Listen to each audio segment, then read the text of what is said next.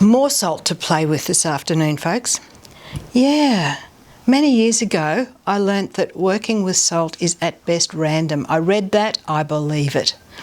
What we're going to do for this little project is try to control it in such a way that we can stretch our fabric over something, you'll see in a moment, and then put a weight on it, you'll see that too.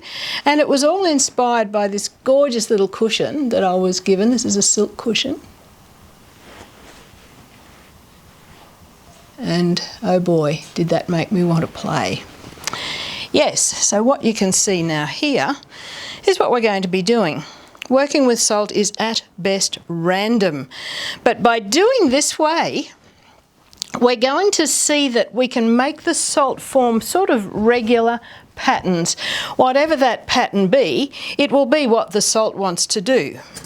Anyway, first job is to stretch our chosen fabric, and this could be anything woven fabric, probably not knit fabric, over something round or square. Or it could be a silk frame. You can go into your cupboards and find your cake tins, but you'll need a rubber band or something to hold it in place over that. It could be the tins you're going to be cooking your cakes in. It could be big bowls. It could be, oh gosh, see what you can find in your kitchen cupboards, but you need something then to hold it on tightly. We're going to work on wet fabric as usual. And there are two ways we can do it. We can either stretch the fabric onto the hoop or the frame or the whatever you're going to use, and then wet it with a foam brush to control the moisture. But honestly, I've found that it really doesn't make a lot of difference whether I'm wetting it, squeezing it out and stretching it, or doing it with the foam brush, and to me this is a whole lot quicker. I am working on poly cotton, so this is actually a bit tricky to squeeze out as much as I'd like it. So I'm going to just dry that now in an old towel, but it's still nice and damp, ready for me to pop onto the hoop. This is a plastic flexi hoop. Even though that fabric is a little bit creased, when I stretch it onto the hoop, all those creases will go. We need a board that is significantly bigger than the fabric too, because again we're working with salt. I stretch that over and give it a good tug. What I've got to keep in mind now though is that I'm going to be putting a weight onto the middle of this, and that's going to potentially make my fabric sit down against my board. I don't want that. So I'm going to slip another hoop under there. Or it could be a couple of kitchen knives or a couple of chopsticks or anything that's going to elevate that just a little bit more. Of course, you don't need to slip anything underneath if you're going to use a cake tin or a higher vessel. Okay, it's all right to use just the wooden embroidery hoops too, but I would suggest that you bind them with masking tape so that the wood doesn't absorb the colours as you work. I am ready to go. I'm going to look at foam brushes. Yes, we are going to use a real foam brush for this one. I like a foam brush with nice firm foam. Please feel them when you go to buy them. If they're firm and if you can feel like a membrane that goes almost to the end, that's a good brush, because there are foam brushes and there are foam brushes. This one is what I call a wussy foam brush. The foam is really, really soft. The membrane ends way back here, and they are just so soft that, you know, they fall about in no time flat. So you leave them in the shop for somebody who doesn't want to do what we're doing with them. So we need a nice firm foam brush. We're going to choose our colours. I'm going to pop them into my palette. I'm going to go for one of my favourite combinations, which is orange, Yellow with a little bit of red in it. If you want burnt orange, it's yellow with a little bit of magenta in it. You'll find those on the colour mixing guide. I'm going to use red. I'll need a fair bit of red. Where are you? Oh, that's right, you're already open, aren't you? So I'm going to put a little bit of extra out there. And I'm going to go for Genesis Purple. You'll find that on the colour mixing guide as red plus purple equal quantities. But if you're looking for an actual colour, it's aubergine. Now, how do we know those colours are going to go together well? I do, because they're some of my favourites to work with. But if you wanted to check it out before you worked with them, just pop a little dab of colour onto your craft paper. And you can look at that and say, yeah, I think that's nice. Or you might think, I wonder how that'd go with it. No, I don't like that. Anyway, fiddle around with it until you get your colours right before you put them onto your palette. Now, I look at the red and the aubergine on there and think, oh, they're probably a little bit strong. So I'm going to add some water to those. This doesn't have to be special water because I'm going to use these colours up straight away. So this is just straight out of the tap. So I'm adding a little bit of water to that.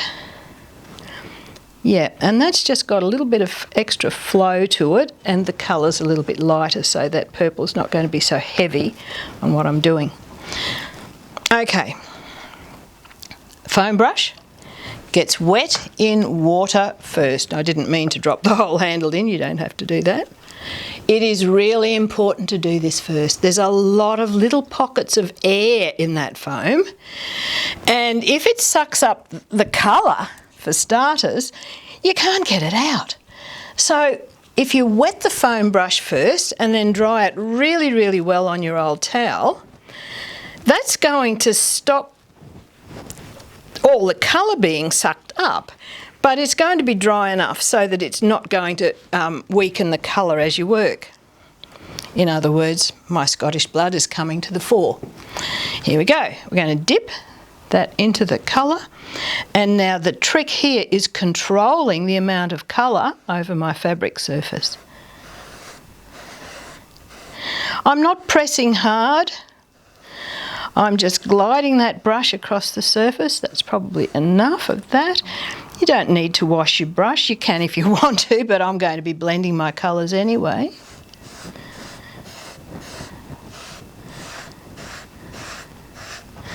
And just working those in concentric circles, trying to keep the amount of moisture as evenly spread as you can, because that seems to be what controls the salt in the end result.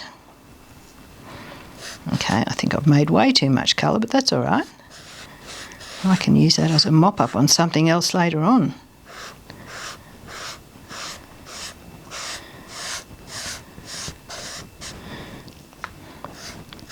So controlling that colour, blending them as you go. What I've done on the samples in front of me is then taken those three colours in the reverse order out onto the surrounds. Well, that one has no surrounds done at all, but anyway, this one does.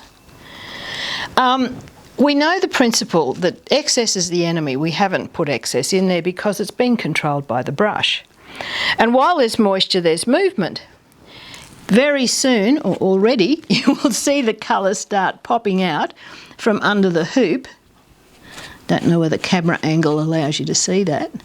But to finish this piece, I'm simply going to tuck that colour that I just finished with underneath, round in the circle. But there's no need to do it the colours I'm doing it or the method I'm doing it. The concentric circles I think are important because that gives you that lovely control. But you could do a rainbow, you know, you could start off with something light in the middle and just work all the relevant colours through to the edge. You can basically do whatever colours you want, really. Remember though that yellow needs friends to be visible. We've seen that in our earlier sessions. Okay, that's that one done. While there's moisture, there's movement, those areas will continue to fill up. Let's go some red now.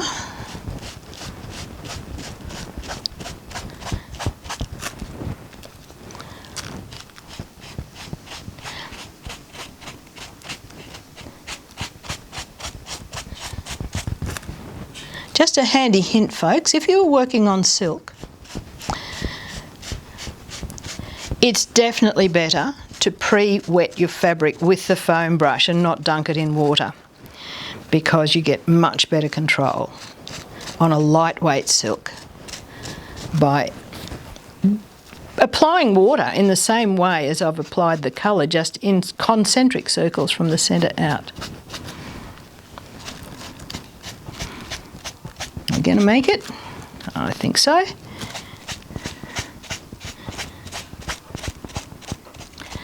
Now note that what I'm doing here is not messy. I am quite happy to work over the samples there because I'm not getting colour everywhere.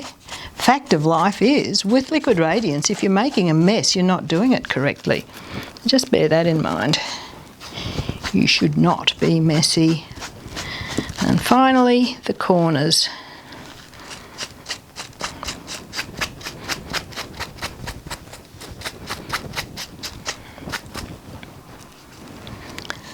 And then we'll get into the fun bit, the control. Except I'm going to run out of orange. But I think I know where to find some more of that.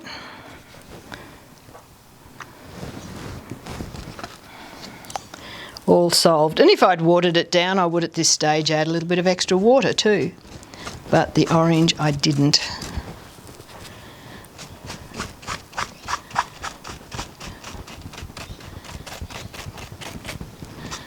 All right.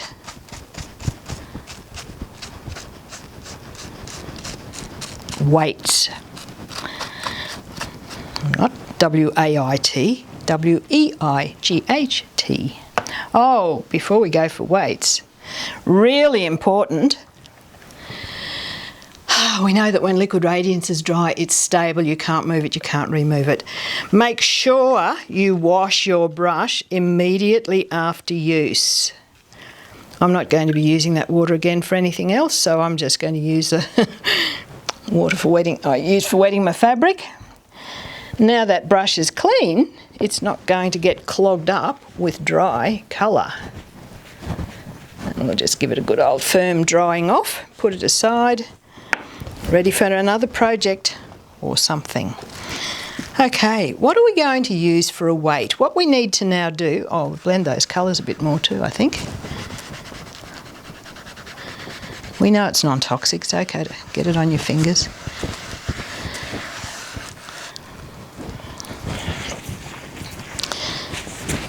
Something is going to be required now to hold the centre of our fabric down to give it a little slope so that the salt can work its magic.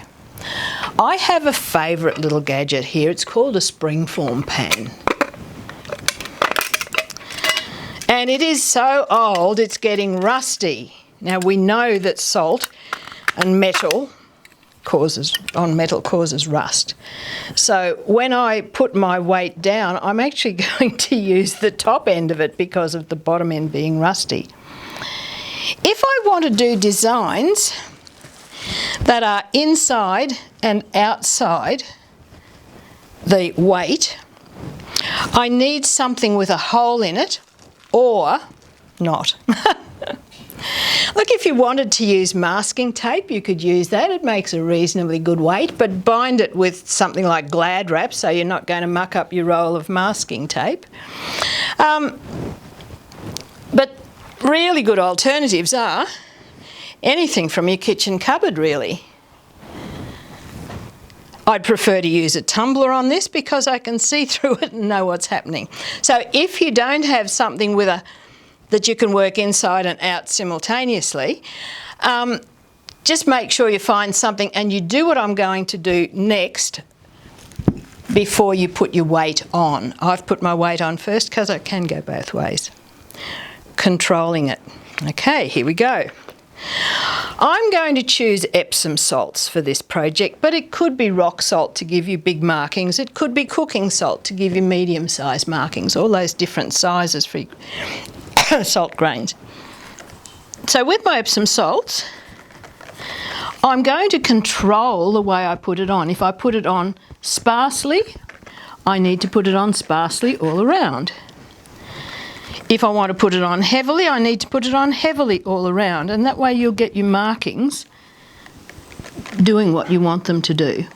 Always with the fingers crossed. That's it with salt. I want just a couple more grains there, please. There we go. So because I've got my weight on there and I can work inside, and I'm going to go for a pattern inside as well, we'll put a few grains in there. Remember, if you don't have something with a hole in it, if you're going to use a coffee mug or a tumbler, well then you're going to do this without the weight on it. To get that extra splash of colour in there,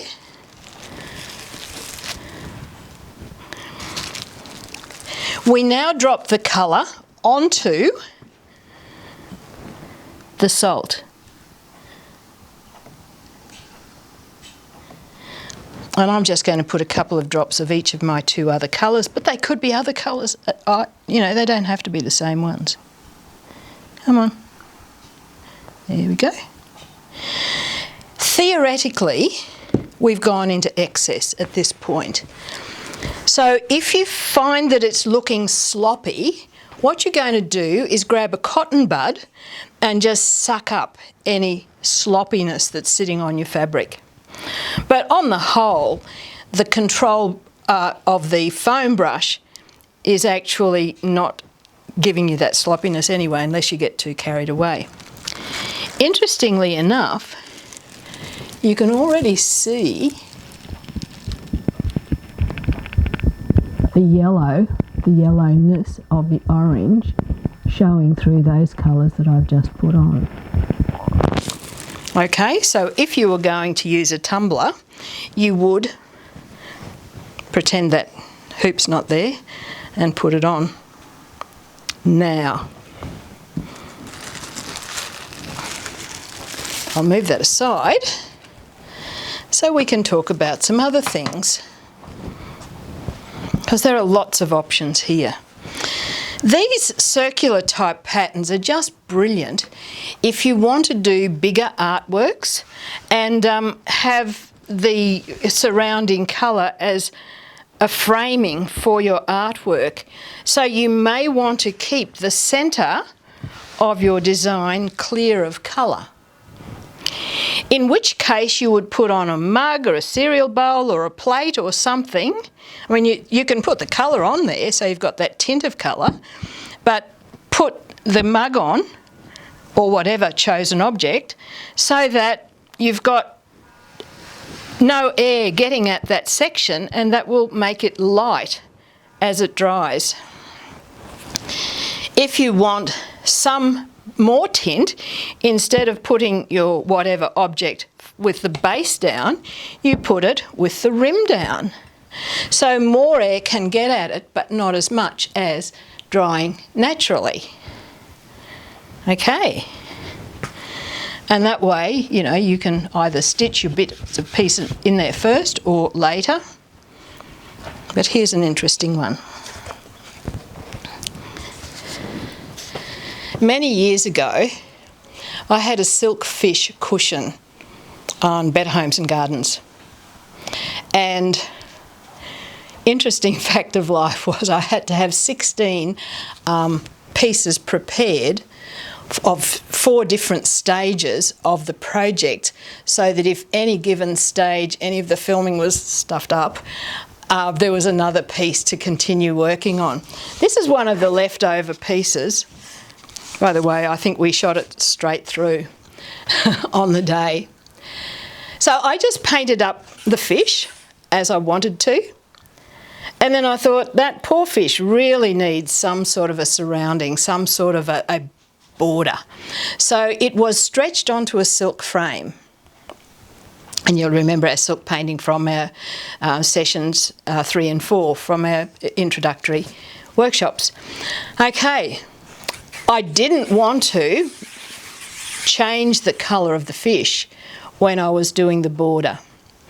So I simply wet with water the whole area and then gently brought my colours in from the outside and then added the salt.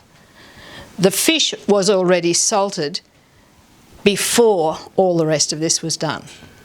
So yeah, it's amazing how creative you can be with this controlled salting thing. And it's so individual now.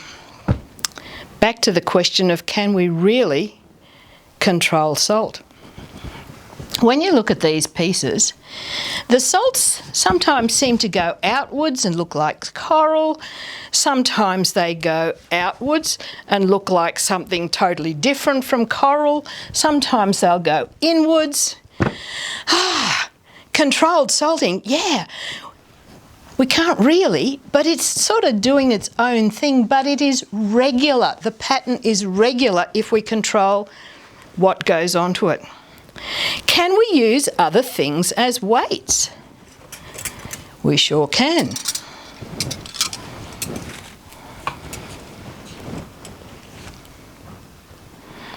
There's a little piece of silk with rock salt, and on that one I have used a horse brass. I found a little collection of these. Lovely little weights that give you a feature pattern in the middle of your design. Would I salt those? No, I don't think so, because I think you'd want that pattern to be distinct. But give it a go, see what you think. Horseshoes. Head for the shed and see what funny shapes you can find down there in the way of bolts, and heaven only knows what's in a shed. Okay, but I'm sure you'll find out by going hunting. So now we wait for our work to dry. That is vital.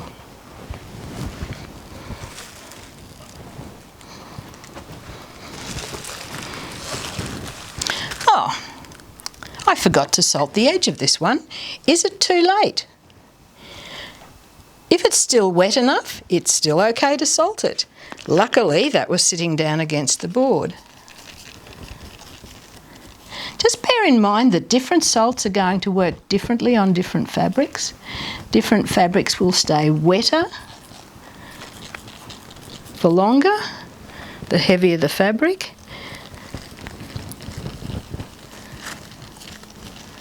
So I've done these sorts of things on everything from silk to unbleached calico and had great results. All different, but they work just fine. Also bear in mind that anything you use with salt has to be rinsed. So my springform pan, my hoops, my boards most importantly, will all get thoroughly cleaned in hot sudsy water when this work of art is finished. Oh, I like to call it a work of art anyway.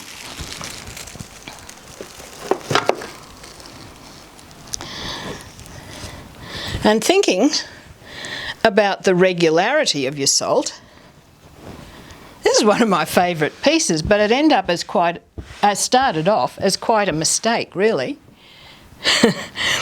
I got a very big plonk of salt in one area, and I thought, I probably said more than that. And so I thought, well, okay, if I've got a plonk here, I've got to go plonk all the way around. And I ended up with a piece that looks like broccoli. I like broccoli. Yep, I can live with that. That was on quite a high tin, so I got these lovely slopey, dribbly bits down the side, and you never quite know what you're going to get when you're working with salt, but it's just fun. Desalting. When your work is dry, as we do with all our other pieces, we're going to work our salt to the middle of the piece. Look, Epsom salts, I don't recycle, I give it to the garden. But my sodium chloride, my pool salt, my rock salt, the other salts, the bigger salts, I will definitely recycle. And so you just pour it back into the container if it's not too wet, or pop it in the oven to dry it out if it is a bit damp from the colours and from any moisture in the atmosphere. Yep. The rinsing then is most important. You're going to take clean water, not the one I've washed my brush in, and you're going to dunk it in the water. Dunk your desalted piece in the water, your salty water. I know I've told you this before. Another dish of water, get the salty water out. Another dish of water to get the rest of the salty water out. Because I'm anal and certainly don't want salty things going through your sewing machine or all over your ironing board or all around the house. So look, salt is just the best stuff to work with. But be careful with it, because it can get into places you didn't even know you put it. Before we finish off this little session, I want to talk about the shirt I'm wearing. It's salted. One of my favourite shirts, another one of those. It was a really dark, Erky Murky Dirty green, one of my favourite greens. You should be getting to know my Erky Murky Dirty colours by now. And it was sprayed with purple and red, I think. When you're working on a darker colour, the colour of the fabric, in this case a garment, will determine the end result colour. And you probably need to work with stronger colours rather than weaker colours. When we mixed up our colours in session 2, we were working with somewhere between 1 in 15 and 1 in 30 with water. Well, this would have been on the 1 in 15 end of the colour dilution, not the really paler stuff. Okay, so yeah, sprayed on, and in the handbook Garments Galore, you will find out how to salt a garment front and back. The back's a little bit different from the front, but am I worried about that? No. It still is a pretty old shirt by now, but one of my favourites. And yeah, good old salt does it again. So enjoy your salting techniques, folks, and show me your end results. Send me photos. I love to see them. Thank you for joining me for controlled, ha ha ha,